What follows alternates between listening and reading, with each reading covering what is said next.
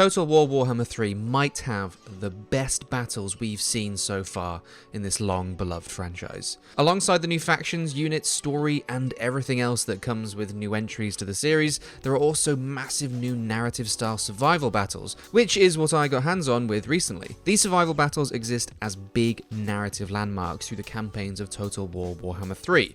So whether you're playing as Kislev, Cathay, or one of the Forces of Chaos, you'll be taking to these cursed fields as part of the main questline. They're designed to feel like big, important, and memorable battles, and from what I've played, they seem to be really nailing it. Warriors of Kislev!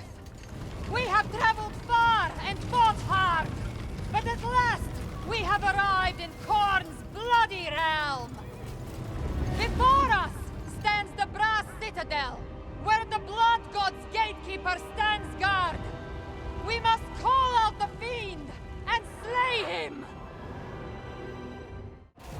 For Mother Kislev! They die! Slay them!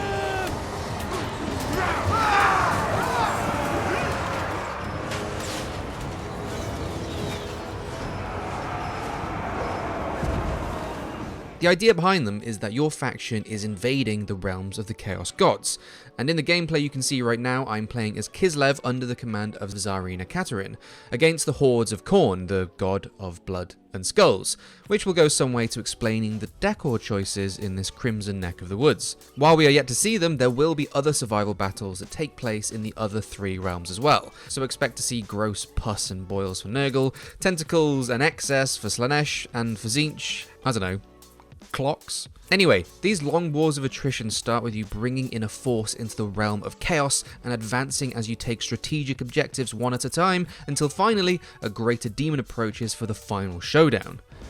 Khorne's gatekeeper shows himself at last! Warriors of Kislev, prepare for the fight of your lives!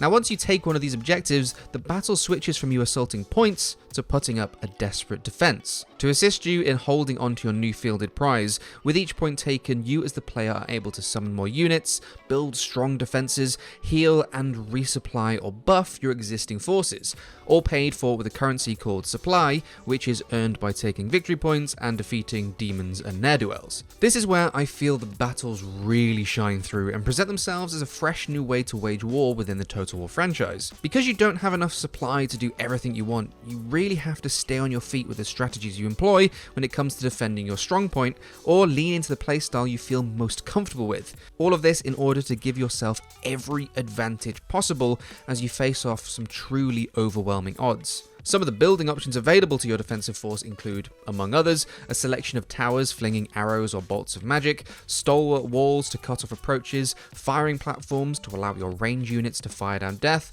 traps to slow and wound the enemy, and idols that buff allied forces that stay within their field. This is a great new option if you're someone like me who leans into a defensive playstyle, making the most of choke points, strengthening your position, favouring units with high defense, and using your Kossar or Streltsy gun and axe units to take down enemies on their approach. With your walls and towers, you can create your very own bottlenecks and force the enemy to fight where you want them. Now they can take down these defenses, but if they bunch up and start hacking away at your walls, well, thankfully your General and Ice Mage have some pretty devastating area of effect spells to have those berserkers shattering.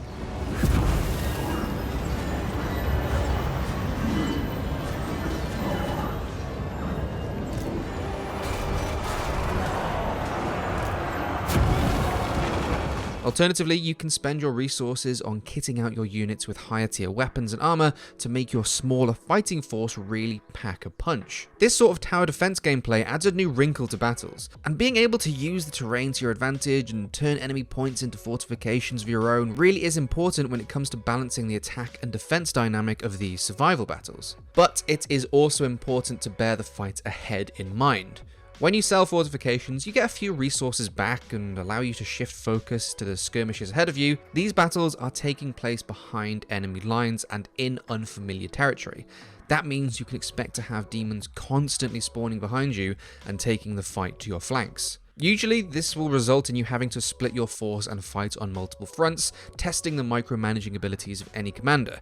Because as this fight progresses and you get access to bigger and badder units like the Elemental Bear and Grom cannons, so too will the Demons of Khorne try their best to throw their considerable weight around.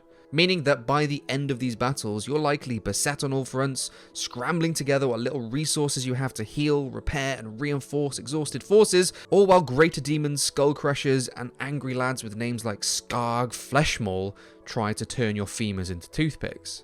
This crescendo of battle you work towards really feels like a worthwhile payoff to the drawn-out invasions that will mostly last players at least 40 minutes.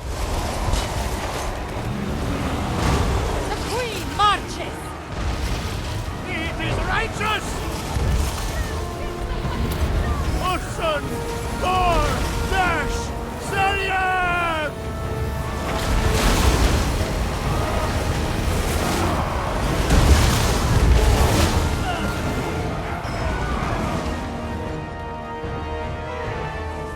Total War has always created some really exciting climactic experiences to their quest battles, but the ebb and flow of these survival battles alongside the wealth of customizable options really works in creating something new for the series. The new battle setting of the Brass Citadel, as well as some of the awesome new units of Kislev and Khorne, were really exciting to get my hands on, and honestly, as a huge Total War and Warhammer fan, I can't wait to play more of this final installment of the series. But personally, it was the survival battles themselves that really stood out to me.